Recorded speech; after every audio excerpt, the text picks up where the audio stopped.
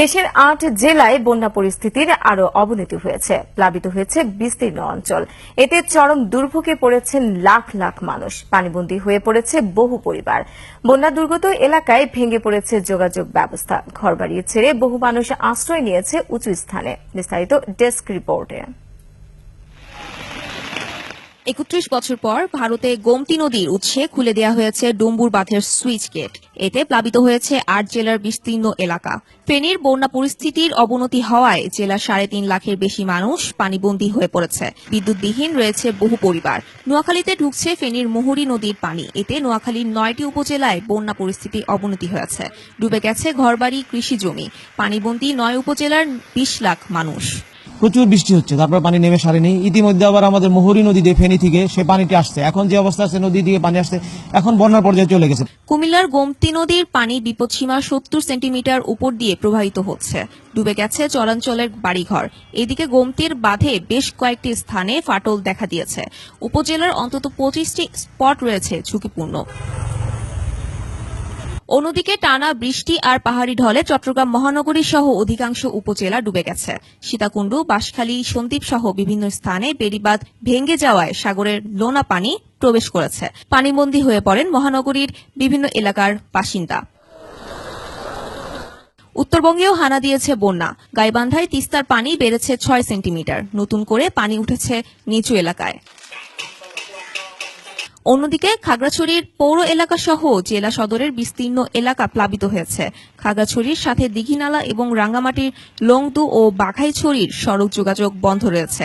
জেলার অনেক এলাকা রয়েছে বিদ্যুৎহীন। পুরো জেলায় ৯৮টি আশ্রয় কেন্দ্র খোলা হয়েছে।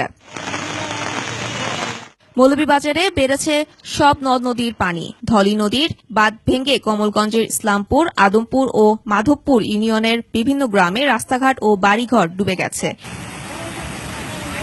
পানি উন্নয়ন বোর্ড বলছে, হবিগঞ্জে নদীর পানি কিছুটা বাড়তে পারে।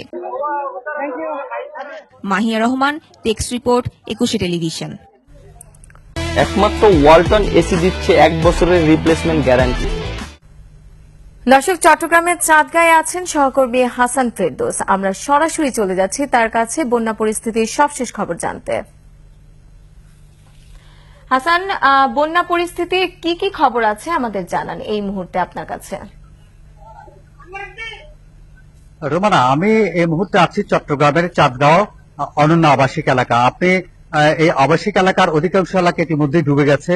চট্টগ্রাম মহানগরীতে সকাল থেকে যে প্রচুর বৃষ্টিপাত হয়েছিল, আবহাওয়া দপ্তরের তথ্য অনুযায়ী চট্টগ্রামে ১৪২ মিলিমিটার বৃষ্টিপাত হচ্ছে। আমি যদি একটু দেখানোর চেষ্টা করি তাহলে দেখবেন আমার এখানে যে পুরো এলাকাটা, রাস্তাঘাটের মানুষ কিভাবে যাচ্ছে, তাদের চলাফেরার জায়গাটা পর্যন্ত তারা বন্ধ হয়ে গেছে এবং তারা অনেকে রিক্সা বা পানিতে ডুবে যাচ্ছে এবং পুরো এলাকাটা এখানে পানি নিমজ্জিত হয়েছে। চট্টগ্রাম মহানগরী সহ চট্টগ্রামের বিস্তীর্ণ এলাকাগুলো নিম্নাঞ্চলে পানিতে ডুবে আছে এবং কোথাও হাঁটু পানি, কোথাও কোমর পানিতে তারা ইয়েতে ডুবে আছে। বিশেষ করে নিম্ন আয়ের যেসব লোকজন এই পানিতে ডুবে যাওয়ার কারণে খুব ভয়াবহ আকার ধারণ করেছে। এবং মহানগরীর বাইরে যে ১৬টি উপজেলা আছে তার মধ্যে হাটহাজারী, ফটিকছড়ি, রাউজান, রাঙ্গুনিয়া, সীতাকুণ্ড এসব এলাকা পাহাড়ি ঢলে ব্যাপক ক্ষয়ক্ষতি হচ্ছে। অনেক জায়গায় যে পাহাড়ি উপকূলীয় এলাকাগুলো যেটা আছে সেখানে তারা পানি ঢুকে পড়েছে এবং পানি ঢুকে পরে পানির অবস্থাটা আমাকে বাসা বাড়িতে তাদের কষ্ট পাচ্ছে। ইতিমধ্যে জেলা প্রশাসনের পক্ষ থেকে জানানো হয়েছে যে তারা ৫০ মেট্রিক টন তারা খাদ্য তারা উপযুক্ত এলাকা তারা পাঠিয়েছেন এবং জেলা সিভিল সার্জন যেটা আমাদেরকে জানিয়েছেন সেটা হচ্ছে তাদের ২৯৭টা টিম তারা তৈরি করেছেন। এইসব টিমগুলো তারা মেডিকেল চিকিৎসা দেওয়া, খাওয়ার পানি, শুষ্ক যেসব দরকার সেগুলো তারা সরবরাহ করবেন। অর্থাৎ সার্বিকভাবে বলা যায় যে বিশেষ করে পাহাড়ি ঢলের কারণে উপজেলার ব্যাপক ফসলের ক্ষতি হচ্ছে। অনেক জমি এবং মৎস্য ঘেরগুলো, মৎস্য পুকুরগুলো নষ্ট হচ্ছে এবং সেখানে পানি দেওয়ার কারণে মানুষের অনেক ভোগান্তিতে হচ্ছে। এবং সবচেয়ে আরেকটি বিষয় হচ্ছে যে আমাদের চট্টগ্রাম মহানগরীর একটা বিষয় হচ্ছে জোয়ার ভাটার উপর নির্ভর করে।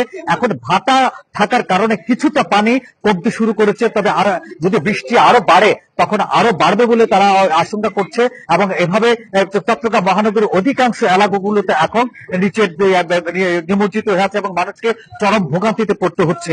রোমানা। হাসান, আপনাকে ধন্যবাদ। হাসান, আপনি চট্টগ্রামের চাঁদগাঁয়ে থাকুন, আমরা আবারও আপনার সাথে সংযুক্ত হওয়ার চেষ্টা করব।